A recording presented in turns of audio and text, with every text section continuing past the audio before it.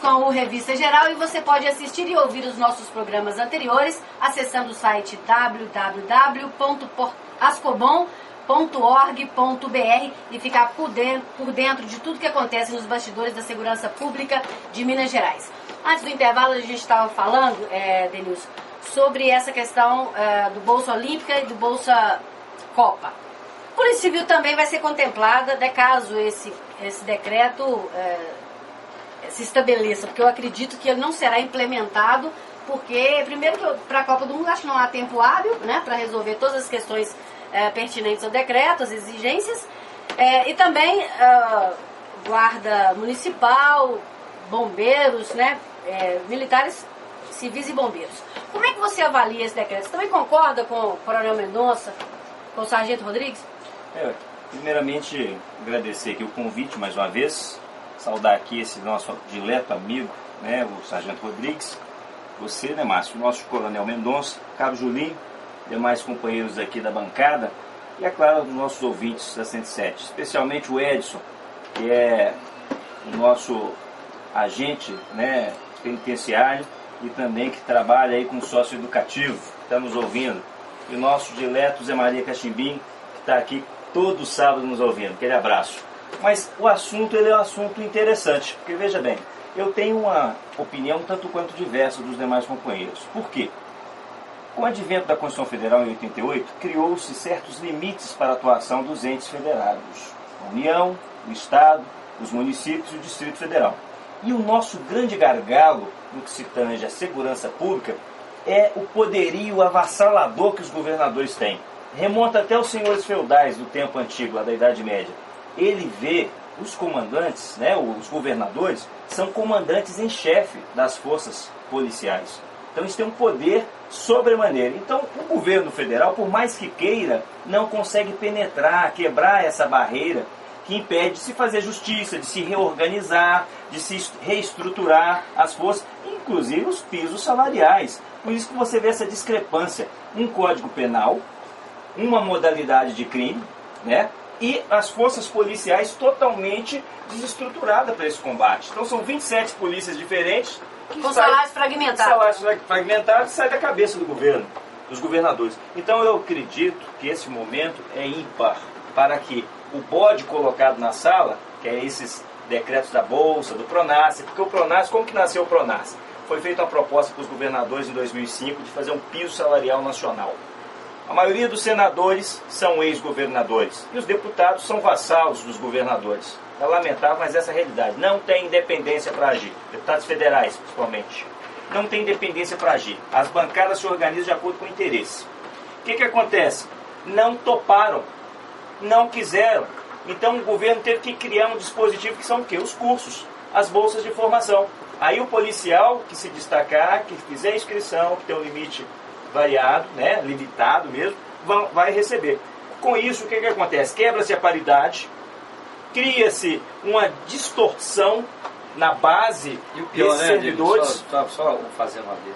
Quebra a paridade na própria ativa, não é nem entre ativa e inativa. Na própria ativa. E o problema mais sério. Lado muito. E o problema mais sério, os governadores têm total liberdade para fazer o que quiser. Por isso que essa desculpa do Pacto Federativo hoje é um impeditivo para se fazer justiça e melhorar, fazer uma grande transformação pela qualidade da segurança pública. Obviamente, a gente respeitando a sua opinião, mas eu não vejo dessa forma, não, sabe por quê? Você veja bem, outras carreiras de Estado, como o Ministério Público, por exemplo, Ministério Público... Mas eles não submetem a nada a ninguém. Não, nós temos em cada Estado um Ministério Público. Ocorre que a Constituição Federal, ela já regulamentou a forma de remuneração e recomposição salarial do Ministério Público. Então, a PEC 41, né, que está em voga lá em Brasília, se ela for aprovada, se ela for abraçada pelo governo federal, pelo menos no que tange a essa questão de remuneração, haveria pelo menos uma padronização do piso, que era para resgatar realmente a dignidade do homem de menor hierarquia. Mas talvez, inclusive, esse decreto tenha vindo até mesmo para poder servir de cortina de fumaça em cima da PEC 300. Porque pelo menos até o 2016 deve ficar se discutindo decreto. Eu penso que talvez a posição do Mendonça seja igual a minha com relação à posição contrária que ele acabou de dizer. Eu penso que o governo federal, numa tentativa de fugir da responsabilidade que ele tem também, porque segurança pública é dever do Estado, e esse Estado não pode ser visto de forma míope. Essa palavra Estado não pode ser feita de forma compromisso de todos. Compromisso de todos, direito de responsabilidade de todos.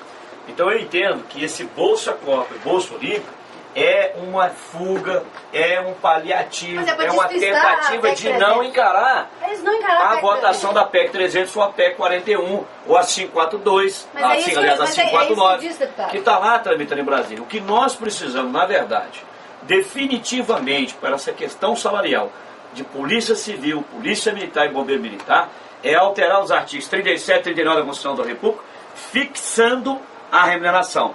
E, especialmente, eu dizia aqui no intervalo, se nós queremos avançar nesse ponto, vamos avançar claramente, porque o deputado estadual recebe 75% do que recebe o federal. Por que que o promotor aqui em Minas Gerais recebe 90,25% do que recebe o ministro do Supremo Tribunal Federal? Em alguns casos ganha até mais. Mas aqui em Minas, eu falo abertamente, nós temos aí dezenas de casos, né? Aqui no Ministério Público chega a ser até 2 centenas de promotores e procuradores que estão bem acima do teto, não respeitam o teto. No Judiciário nós temos pelo menos muito mais. Nós temos salário de 30 mil, de 35 mil, que são pagos no Judiciário e no Ministério Público, e ninguém faz nada, todo mundo fica aí, como diz o outro, fingindo que não está acontecendo. Então, o que nós precisamos entender de uma vez por todas é que precisaríamos, e aí sim nós temos que alterar, porque infelizmente, Denilson, o legislador constituinte foi maquiavélico quando se tratou das forças do servidor público.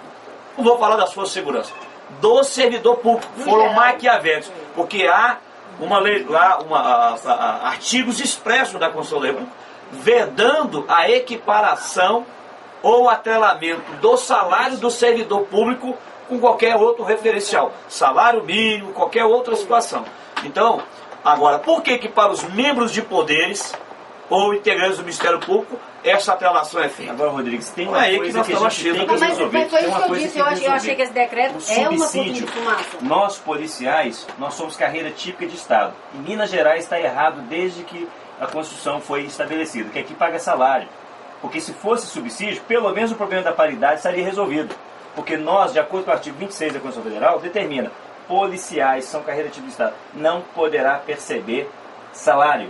A remuneração é subsídio, exatamente primando para essa invariabilidade que é um pré-requisito para que haja esses pressupostos da hierarquia, da disciplina, da valorização da carreira, para que não haja o turnover, o absenteísmo. Porque o que acontece hoje? O cidadão entra para a profissão, para a carreira policial, não se sente contemplado pelos baixos salários, depois de algum tempo, pouco tempo, o que ele faz? O próximo concurso que tem, ele sai fora. Desguarnece o Estado, a segurança. E o próprio investimento. O cidadão fica desvanecido, o investimento que gastou com a formação daquele policial. Por que subsídio? Para manter valorizado os percentuais de percebimento desse servidor. Agora, não é um grande, Denilson, não é um grande risco, deputado e coronel Mendonça,